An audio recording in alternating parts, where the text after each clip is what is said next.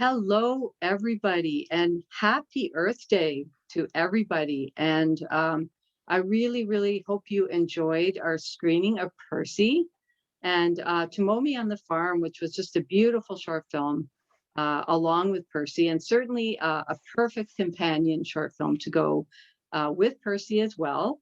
Our theme for Earth Day is restore our Earth. So a perfect film, I think, for that, and an incredible story of Percy Schmeiser, Saskatchewan farmer who became really a hero to so many people, to farmers, people around the world, for just standing up for what he believed in and becoming a voice for farmers' rights, I think, around the world. And certainly Tomomi on the Farm, an ode to Saskatchewan farming, an ode to farming, an ode to living on the land, an ode to nature, and all those things. So welcome everybody. I'm just going to introduce, we have a very large panel today, very excited about this. We are missing Clark Johnston at the moment. I'm sure he's trying to come in, but I will go through and just introduce everybody.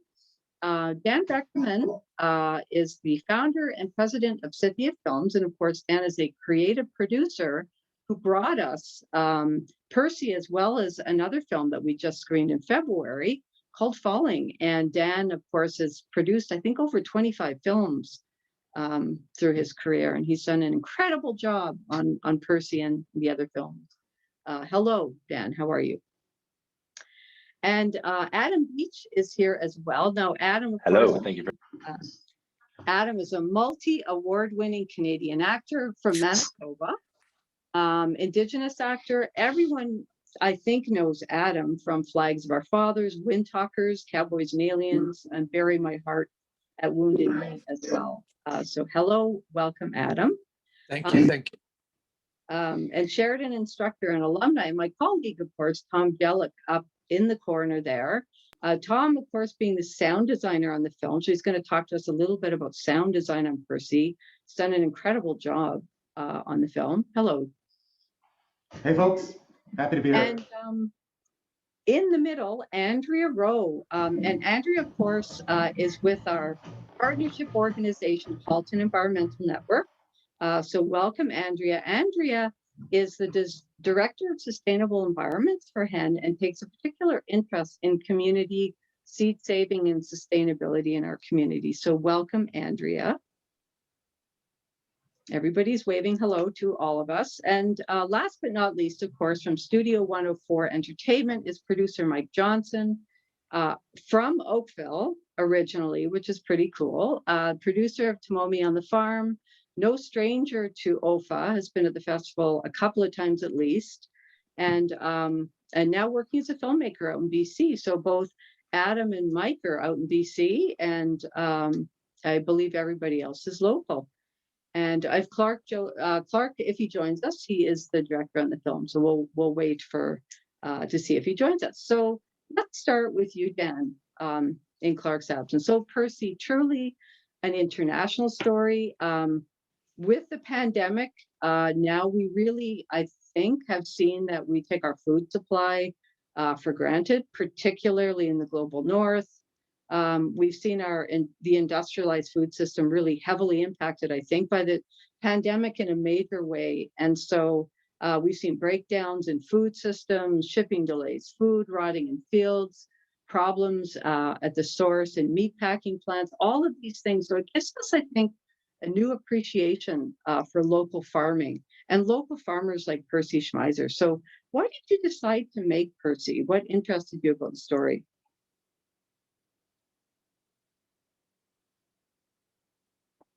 Yeah, I think it's at the core of it. It's such a classic story. It's David versus Goliath. It's the little guy versus the big guy,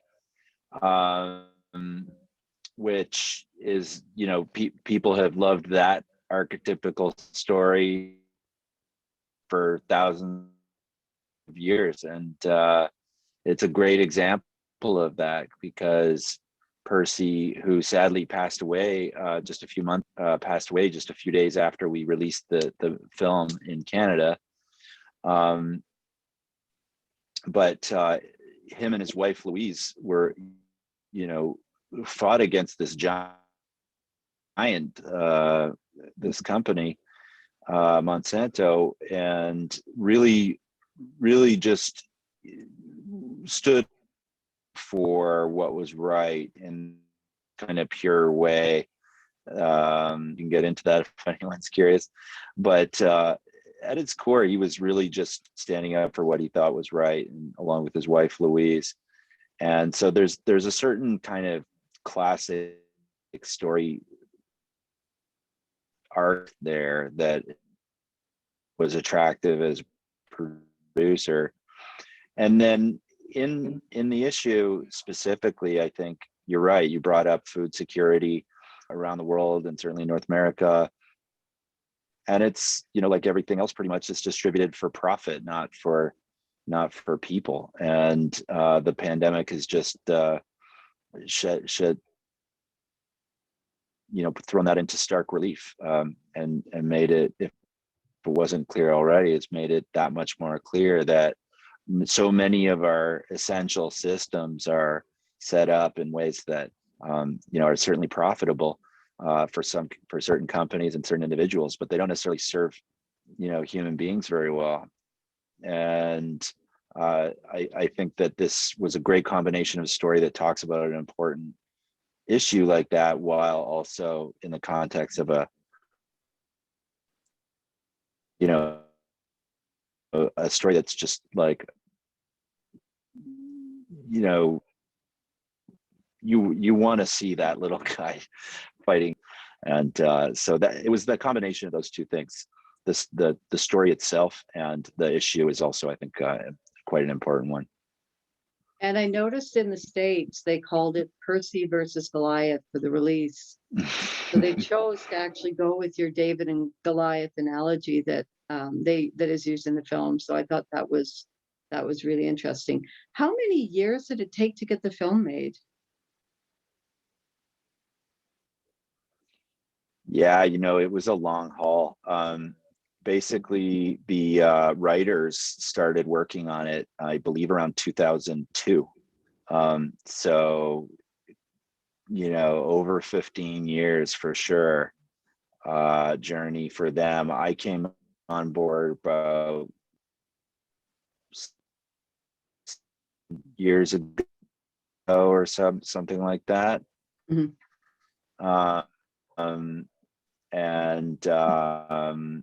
So that financing and casting and putting the whole team together is a long process, and that's fairly normal. But this is longer than even what is average for filmmaking, which is long. And we're not done yet. Now it's just starting its big rollout into the world, and people are actually going to see it. It's being released actually next week in the United States for the first time, and that's going to be really exciting. And we're doing a lot of events and working with different organizations in the US for that release. Will it be released in India as well? Yeah, I think it will. And we filmed in India, and that was an incredible thing to have a part of the film, because it's part of Percy's story. He actually did become an important figure to Indian farmers, to millions of Indian farmers.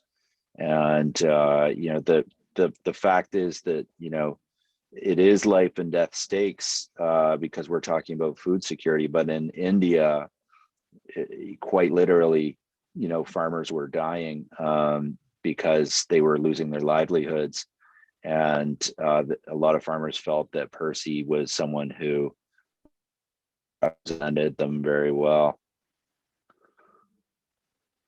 Yeah, for sure. And I think, with the protests in India, just kind of makes this even more compelling to think about, because at the time when Percy Schmeiser was going through the trial and everything, the protests are happening now, but things were kind of building up to this. So I think that is really, like, to release that right now when all of this is happening is quite amazing. Just going over to Mike.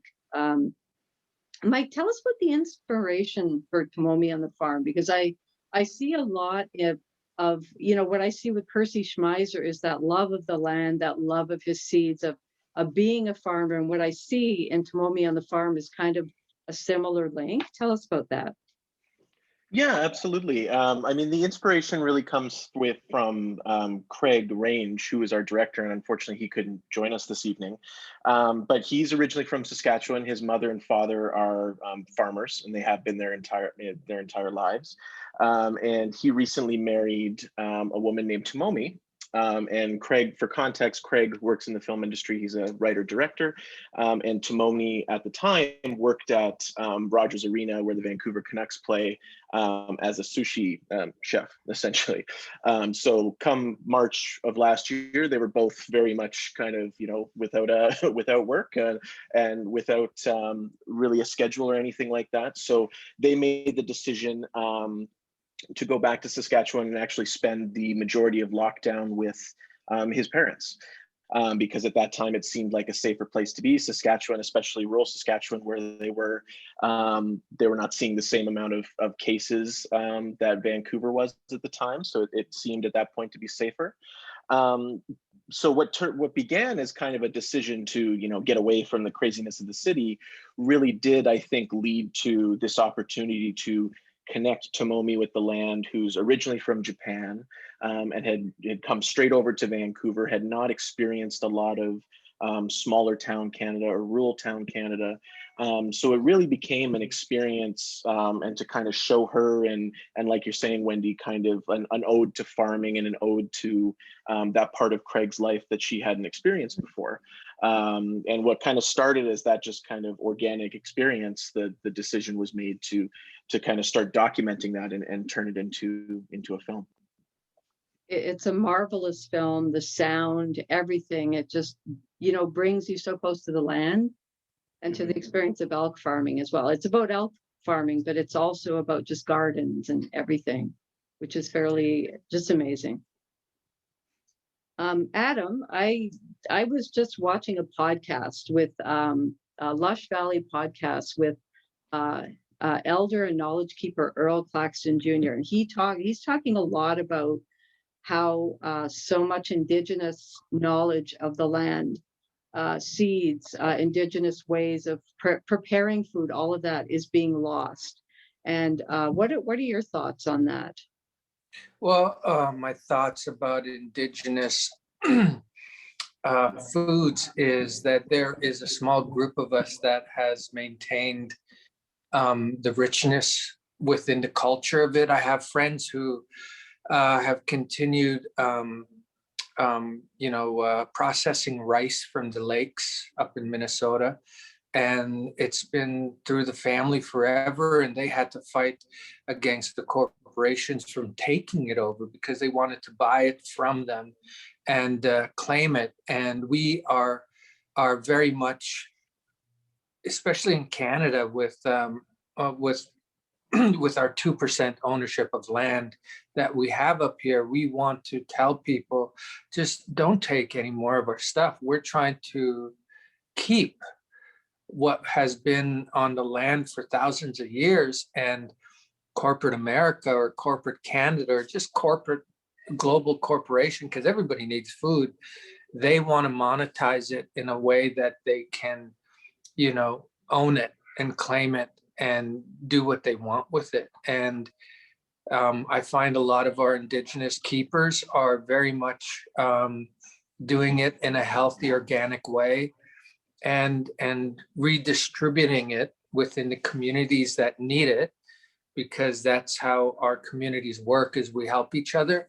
But also they're trying to create a balance of learning how to run a business. So certain areas you'll find in some businesses, you'll find my friends' wild rice that is in stores, but it's very limited because obviously they work on a smaller, scale of things.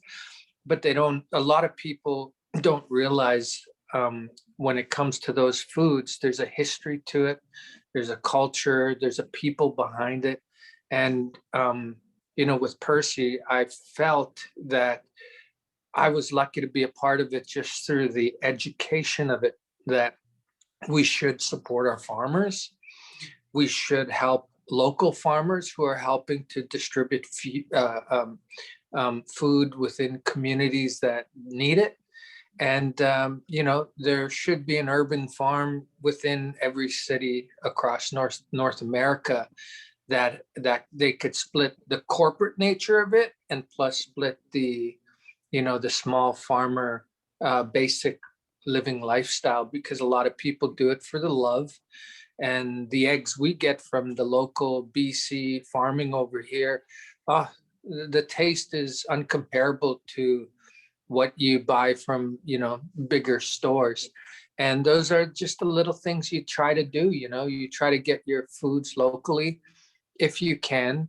But I know families, a lot of families don't realize, like my grandpa used to feed all the grandchildren, and he'd go to the local area farmers to get a big box of stacks of friggin' eggs. And he'd feed all of us, and they were affordable for me and my, my 10 cousins that went to my grandpa to eat breakfast. So there's a way to do both sides, but it's unfortunate corporations, they want it all.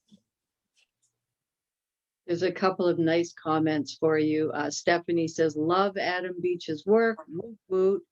And it was a wonderful film. Thank you, the director and actors, for a beautiful story. And I kind of want to turn to Andrea a bit now, because Andrea, you've talked a lot about saving seeds and that being like such an important way to preserve biodiversity, to make sure our communities are sustainable. Talk a bit about some of the work that you're doing in the community. Thanks, Wendy. Yeah, I loved the opening lines of this movie when Percy's describing himself.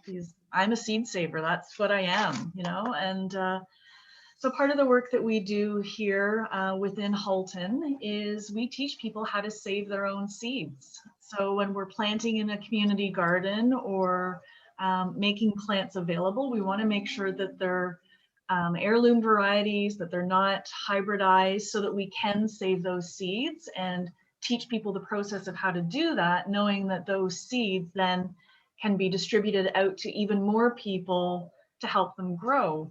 Our goal is to work in as many neighborhood gardens. We work in Halton community housing neighborhoods. So if we were to have to purchase new seeds every year, we simply could not find that kind of funding. But because we save a lot of our own seeds, it just helps us to share that wealth and to make it even more readily available to more people within our community. And Percy talks about how over the years he saves the seeds and he uses them, and it builds the strength, it builds the resilience. And then to actually lose that, it's kind of what Adam was saying too, is that once you lose that biodiversity, it's gone. And can you get it back? Can you replace it? So how important that is in our community. Very important. Yeah, absolutely. I loved when he referenced, the history of those seeds and going back generations, and they've adapted over time to those specific growing conditions. So even if you select and hybridize plants for specific conditions, that doesn't mean that they're going to grow well if they require more rain than that area provides, or if they haven't been locally adapted to the pollinators that are needed to actually produce the food on those plants. So, Mother Nature has a way of doing things in the right way, and we shouldn't mess with that. Yeah, I totally agree with you on that. Tom, I wanted to ask you about, I was just watching the movie again and just listening to the sound. Mm-hmm. And the sound design is incredible, and the music. Tell us a bit about your experience with that and your selections. Well, whenever a sound designer starts a film, you sort of look to your major themes. And as Dan mentioned, the big one here was, Percy going up against this incredibly huge and powerful global entity. Intimidating to say the least for him, I'm sure. So we wanted to create those two worlds, and his world, I wanted to have it very organic and pastoral. It's very, very natural sounding, very calm, and it's the world that he's into. And as he was slowly thrust deeper and deeper into this other world of courts, we tried to really build the chaos into those elements, because he was obviously really uncomfortable with those elements. So we had that juxtaposition, those polarizing environments. We did the same when we were in India, in the scenes in India. You know, he's in the center of town when we come in, and then boom, we're into the rural areas of India. And there's a huge dichotomy between what happens downtown and how he feels, you know, it's overwhelming. And then we're in this beautiful pastoral environment. So we always played with those themes stylistically within the soundtrack. And then, you know, we slowly started to bring those elements of chaos into Percy's pastoral life as he starts getting invaded by these entities working for the corpse. So there's, you know, it's always working within those themes as well. So I mean, and this one was a great one to play with in terms of utilizing the sound to emulate the major themes in the movie, and it worked within the composition and the score. The same thing was happening. Yeah, it was absolutely amazing. And I see Clark, you have joined us. Nice to see you. So Clark Johnston is here. Clark is the director. And Clark, we're just talking about sound design of the film. But since you're on board now, tell us a bit about the directing of the film. Christopher Walken, wow, did he get into that role? I can almost see him living that role now. He just seemed to just eat it up. So tell us a bit about directing and the actors you chose and your process. Well, who knew? First of all, the sound design was prevalent in this film because we had so many different elements, so many wonderful, as Tom mentioned, elements to the sound design. We were shooting in India, shooting in Winnipeg. Can you hear me? Shooting in Winnipeg. And that was really important to the thing. The whole movie itself was a labor of love. And there's Beach, and he'll tell you, it was a labor of love. You know, we were all inspired by the story and brought our stuff to it. And there's Dan. Sorry, I was delayed. I thought it was a conspiracy. I thought it was a QAnon conspiracy to keep me off the telecast. But glad to be aboard, glad to be here. It was a story worth telling, and we all jumped on it. And Dan, since I'm just going to go a little off topic. When Dan and the gang approached me to direct this, I said, of course, the action adventure director of SWAT and those kind of movies, this is no brainer to do a sensitive, thoughtful telling of a story about you know, the big battle against agro farming. But as I became engaged, I realized what a universal story it was, and I just was happy to be aboard and getting the story told. And I tricked Beach into coming and doing it because he was in my movie before this, and it was great to have him in his hometown filming the Prairie Story. Now, how did you get Christopher Walken to come on board? Well, that is a longer story, and I'll try and paraphrase that. And it's a truly Canadian story because I did special effects on The Dead Zone. That was one of my first jobs in the movies, and Walken starred in it. And I was putting bullet hits on him and lighting his room on fire and all the stuff that we did to Walken in that film, where I'm the 8th man on an 8-man effects team. But it also happened to be nominated for a Canadian Academy Award that year. And so I said, and Walken was, he was giving one out. He was a presenter. And I said, Chris, you want to go to the awards ceremony with me? And he said, yeah, sure. Why not? I'll go. So he jumped in. I got in my rented tux from our shop. I picked him up at our hotel on my pickup truck. We drove to the Royal Alex Theater. And we walked in. He smoked a joint in the bathroom. He gave out his award. I didn't win. And then we went back to work, and he didn't remember the story, but that was our first, point of contact. And Dan was throwing actors at us right, left, and center to get somebody that would be compatible with us. And I got to tell you, I was a little skeptical about Walken, but man, he pulled it off, didn't he, Beach? That guy puts so much effort in what he does. Remember when we were doing the scene, and it's just a little emotional thing for me where I walk away from him because I'm disappointed about everything, it's like he's making it worse for us. Right. And he was in the room and he was like, okay, guys, let's try to do something here. Let's play with this. And that kind of was like, no, I'm just gonna stick to the dialogue we have. He was so disappointed, dude. It worked. That's the key. It worked, and it was a great cast, and you guys embraced the farm life. We shot on a film. I'm just wandering, just for fun. We shot on a farm that was actually 6th generation, the Matheson farm. There were 6 generations on that land, and it was so inspiring for Adam and the rest of the cast to have that resource of these guys that actually grew organic canola, all these 6 generations of farming on that land, and we were able to tap into their expertise and tell the stories truthfully as we did. Just sending an email to our tech support there. Apparently we're a little frozen, so. Frozen on who? Me? No, the screen is frozen, so she's looking after it. So meanwhile, we have a couple of audience questions, so I don't want to ignore our audience here because they're sending in questions here. First one is for Adam. Adam, how did this story touch you personally as an Indigenous person? Well, if you, it's all about education for me, but also, working with Clark, I always feel like I'm in the presence of someone who's teaching me something of experience. That's our connection.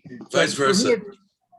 For me, it's about education, because I wish a lot of people would invest some time to look into native agriculture and find that, we've been tilling the land and doing a lot of this stuff for thousands of years. And if you look at, how the Mohawks, the Haudenosaunee, how they would grow their corn, and they called it the Three Sisters because their corn was connected to squash and beans. And over the hundreds of years, they figured out the best quality corn you can grow is with those other 2 items, the squash and the beans. And if people can just grow their corn like that, they wouldn't have this mess of, weeds and all this stuff, because they've done it, and there's a perfect way to do it. There's a harmony to it all. And this is why I wanted to be a part of it, so I can, be of conversation here. But it's a conversation I have with everybody. There are organic ways to do things, and you just have to participate as a community and reach out and connect. And that's what this film represents.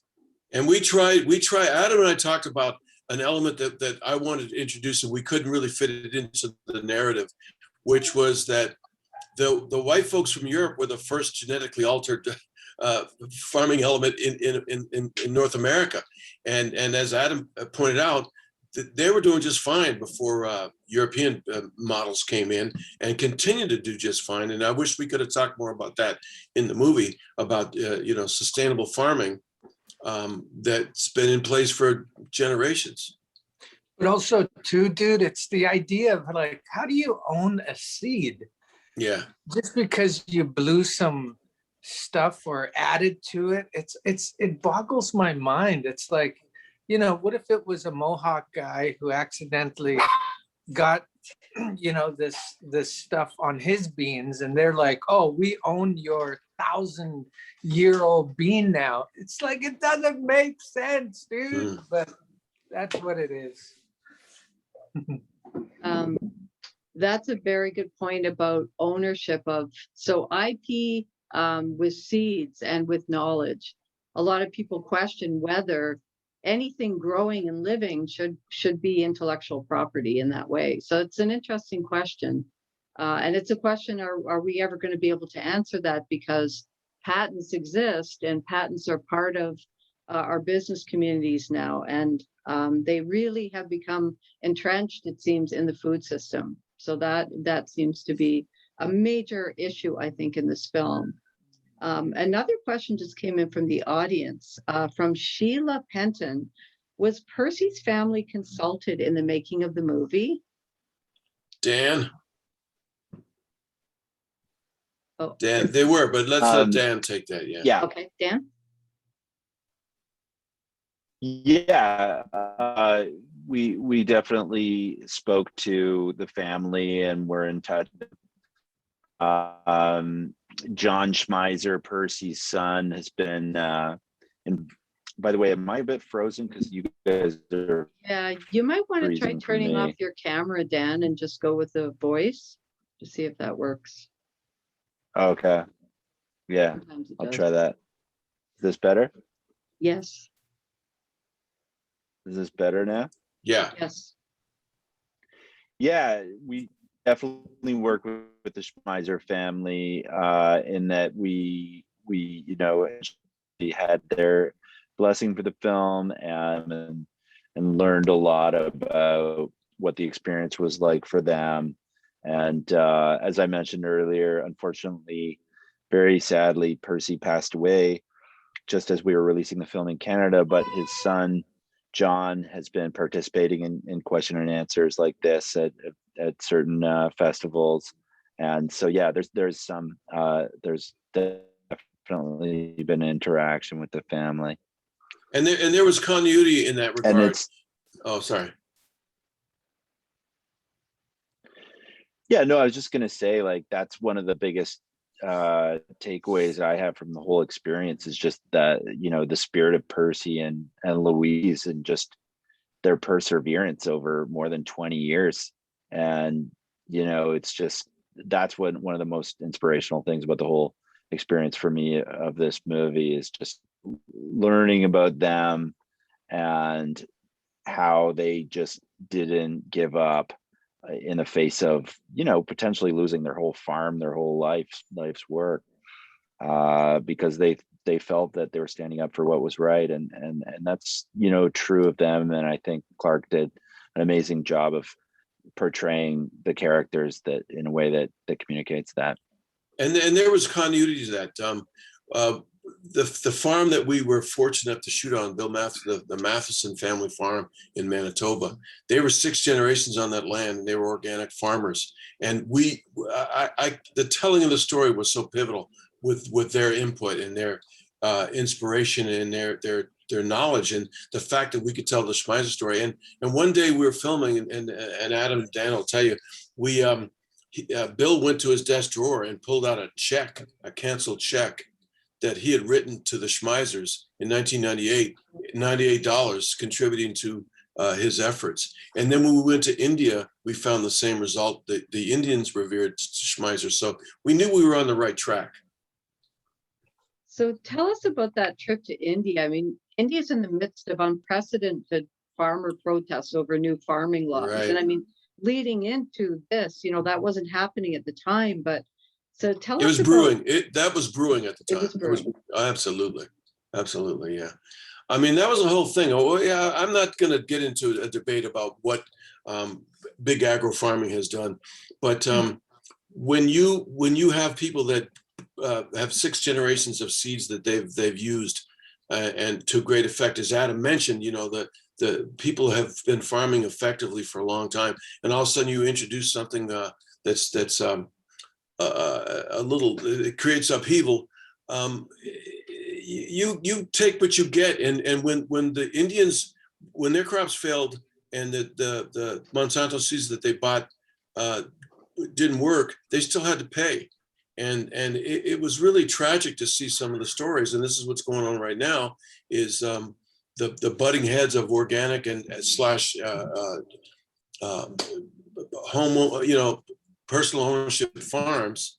It's what they're dealing with right now, and it's nothing's surprising to me what's going on, and nothing's surprising to me what's going on with the virus too, because all the things that we're doing go counter to what people for thousands of years have known. It's kind of alarming.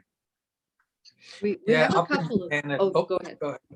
No, up in Canada here, because of the taxation issues with on-reservation economics, because of that tax-free benefit, a lot of farming on reservation can't be sold outside of the reservation because complicates the currency value with farmers who don't have a tax-free benefit. So there's always a struggle to maintain this, you know, working on the land atmosphere. And, you know, there was even the big fights they had up in the East Coast Canada just with the lobster farming. And the lobster fishermen with the Mi'kmaq were staying within their traditional right of fishing. And the lobster fishermen who weren't Mi'kmaq were complaining that they were getting this benefit when their benefit was to feed the land and their people. You know, it wasn't this big monetary value that these other people had. So amongst all the fighting that was happening, weeks later, the Mi'kmaq decided to buy into the big company. So now they own, I think 51% of that company now. And it just changed the dynamic of how everything's going to work there now, because they are in control of their rights. And this is, a lot of this is going to change over the years when people find resolutions on how to work with Indigenous people and learn from Indigenous. From them. Yes. Yes. We have a couple of comments I just want to read for everybody from M. Rearson. Thank you, folks. Sad, but very inspirational. Organic farming and seed saving is the key to our health and longevity. We need 1,000 more Percys. Hear, hear, for sure. Mm-hmm. And there's a comment here as well for Andrea. Andrea, somebody has asked, what can my family do in my community to preserve what we have? Well, here's an interesting thing when we shot with the Mathesons. They have every year what's called a 100-mile club, and you can't use or eat or utilize anything that wasn't grown or gathered from outside of 100 miles. So, you know, we bring blueberries up from Chile in January so people can have them on their granola, which is not sustainable. But the idea there that the 100-mile thing was really interesting, and it could be expanded and you know, applied in various ways. But you want to sweeten your cornflakes, get some beets and make a beet sugar from the beets that you grow in your kitchen garden. There's all kinds of, and I live in Chelsea, Manhattan. There's not exactly a lot of opportunity for kitchen gardening here, but we can all be more responsible about what we eat. I remember as a kid, we wouldn't have blueberries out of season because we didn't know how to get them. So that's the idea there is to be sustainable and be responsible, and everybody has to be proactive, you know?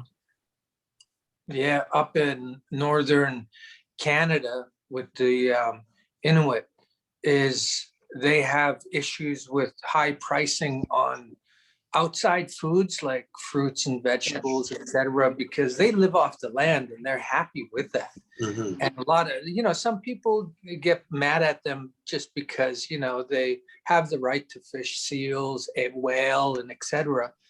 And but the subsidiaries, I forget what it is, but the government provides businesses who are shipping foods up north to these communities up to like $80 million, I believe, to give them better pricing, but they're not really giving them better pricing. So there has to be some sort of shift from this corporate greed, enabling people to eat healthy or require these new foods, because, you know, something has to change. And like you said, Clark, this 100-mile radius thing, that is so cool, man. And, you know, these are those little changes that are happening. And a lot of the Indigenous chefs that I know, they cook and set out their menus as a seasonal food. So when you have berries, you're not having berries in the winter, because they're only in the spring and summer when they come out. So you're kind of eating like the animals would when they hibernate and they wake up. And it's very living, like nature's living on its own. Nature's perfect, man. And you just have to follow it and be a part of it. And that's what we're trying to do, you know? Yeah. And to what you were saying, Adam, about Nunavut and you know, how the companies don't really you know, contribute to the well-being of people there necessarily, within the framework of the policy. Like, that brings up something that has occurred to me, is probably not spoken about that much, about these issues, which is, you know, it's easy to, you know, look at the big companies, including obviously we do in this movie, look at the ways that big companies might not be, you know, making things better for people in general, but it's really a lot about the policy. You know, like, the big corporations are, you know, just trying to make money within the framework that is provided to them by governments. And when we're all talking about all these issues, like, should you know, there should ownership of a patent to something that's alive be possible, and all these issues, these are public policy issues, you know, and these are laws. And you know, ultimately the companies are just working within the framework that they're given, and we all have a say in that, you know, because it's public policy. And if we care about it, then we actually are empowered to do something about it. So, it might not feel like it all the time, but we are. so let's just change the subject in a sense. The idea of sustainability, which is key in all these discussions, but it came to a grassroots level for us. We were shooting a period film in Manitoba, and Dan, we were cracking up saying, how are we going to find a 1998 combine? This is going to be impossible. And the farmers are all around and said, but my combine was made in 1992. Nobody throws shit out. Everybody is sustainable. Everybody uses what they have, and they continue to use it, they repair it, and they live that way. And it was so much fun to tell the story from that perspective. Even walking, he wouldn't change his shirt, right, Dan? I'm going, Chris is a little eccentric. Well, that's because Bill Matheson never changed his shirt. Bill Matheson wear the same plaid shirt all through seeding season, all through swathing season. You know, that's sustainability. It made it fun. It made it fun. Another element of telling the story of that these guys all, you know, that's what they did. Walken wore my shirt in one of the scenes. That's right. You charged them a rental fee for it, though. Let's face it. Of course. Yeah. There's a question here for Andrea specifically. I think about things that Halton Environmental Network is doing in the community. So I thought I'd address that to you. Thanks. I think it ties back into what Adam has said about education and some of these comments about the grassroots movement. That's really what we're trying to focus on as well, is connecting people to a local movement and creating that economic desire within the community to make it viable to have a local sustainable food system. So something that we have been doing for the last few years is running events in late winter, so usually February, as people start to dream about spring and starting to get their seeds started again for planting out. So these events are part of a national organization called Seeds of Diversity, but they, on a national level, support the local movements for Seedy Sunday or Seedy Saturday events. And it's all about getting those local growers, the local seed companies, the local environmental organizations together for networking, seed swapping, info sharing, you know, speaker workshops. So I didn't catch where this question was coming from specifically, if she was Canadian or not, but I would say that is something definitely to look into, to get involved in your community, or what are these local networking events. Seedsofdiversity.ca or seeds.ca rather is a great place to start. It tells you where all of your local chapters are. They can reach out to us. But these seed swaps are exactly what I think Percy would have loved. People saving their own seeds, and then they're so proud of them. They're like, this is, you know, this is my favorite kind of tomato or whatever it is. And they carry around little packages of their seeds, and I'll give you a package of mine for, you know, something that this other person is excited about. And yeah, we're total nerds when it comes to seeds. And you have Have you- confidence in those seeds. You have confidence in them. You do. You know what they taste like. You know what they're supposed to look like. You know when to pick them when they're ripe. You just share that enthusiasm, and then suddenly somebody who's not a tomato lover will say, you know what? I'm so excited about your seeds. I'm going to try it. Have you heard of the Three Sisters? We do. We use that as a teaching model, and there's actually a fourth sister, the sunflower. Oh, I love it. We Did Percy get to see the movie before he passed away? I was thinking about that. Dan? A Sort lot of. of his family saw the movie, but unfortunately, I don't think Percy actually got to see it. He was aware, he was totally aware that we were gonna have a screening for him, specifically invited him to it, but he didn't quite make it that far, but his family did. I'm glad his family saw it. Yeah. That's important. There's one thing he says that I think I just want to finish off with. We're talking, our theme for Earth Day 2021 is restore our Earth. And Percy, there's a line near the end of the film where he's talking in India to the farmers, and he interrupts everybody and says, "Stop." He says, "You know, you're all fighting and that's what they want." But he says, really, what this is really about is land. It's about our land. It's about our spiritual link to our land. It's about preserving our land and looking after our land. And I think that is a really important message from this film, is that how important not just the seeds were to Percy, but the land, the farm, part of his identity. And I think when we talk about those Indian farmers, for example, because we were just talking about the fact that there were so many suicides in India, over 270,000 people. And a lot of that is because they've lost the link to their land. They've lost that spiritual link to their land, never mind, losing the business. But I think that's an important message, I think, for Earth Day, that we don't lose our connection to land, and that our planet we sustain our planet, how important sustainability is, how important, and I always talk about food sovereignty.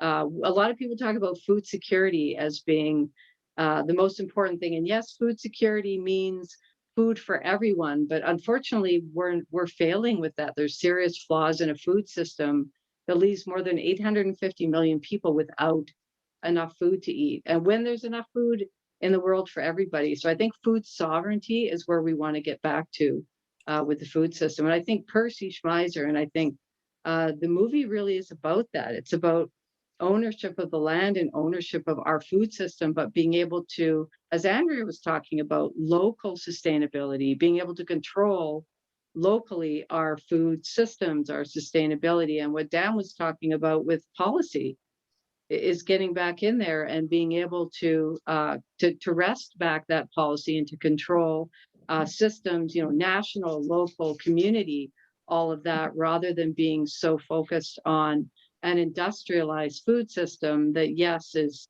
supposed to be feeding the world, but doesn't seem to be able to do that. And those history will tell us, those who don't understand history are doomed to repeat it. If you look at the feudal system in Europe, where the king owned the land and the farmers were getting a little portion of what they grew for themselves, and the rest had to go to the king or the prince or the duke or the earl. And if the crops fell too bad, you still had to pay the king. So, I mean, this has been going on since agriculture began. And we need to learn from these things, and we need to, now that we have these, Joe Biden was great today talking about in this Green Day about how we can make it profitable for everybody. It doesn't have to be just, the other thing, I'm rambling, but the Soylent Green, the movie Soylent Green, Charles Heston, it's people. I mean, we don't want to get to that. I didn't expect you to go there. That was Well, That's really dark, Clark, but well, and We on that can't finish on a dark note. So thank you so much, everybody. Thank you, Dan and Mike, Andrea and Clark and Adam and Tom. And this has been a really great Q&A. And thank you so much to Halton Environmental Network for supporting us and for bringing out all these members and for getting us all excited about seed saving and sustainability. And thank you to Sheridan as well, our key partner with our screening series. And Tom, of course, being an instructor and a colleague of mine at Sheridan, but also graduate. So our students, a lot of them are going to be seeing this film. They're going to be seeing this great film and learning. Tom bragged about that all the time, his grad creds. All right. Well, good night, everybody. And we hope you enjoy the film. And if you want to watch the Q&A again, please do that. I do understand there were a few technical issues with the Q&A stopping and starting. So please do watch it again because it will be available for you for 7 days. And good night, everyone. And thank you again. And happy Earth Day, everyone. Good to see everybody. Thank you. Happy Wendy. Earth Day. Nice Thank to you, meet all guys. the rest of you. Bye. Lovely to speak with you. Bye-bye. All right.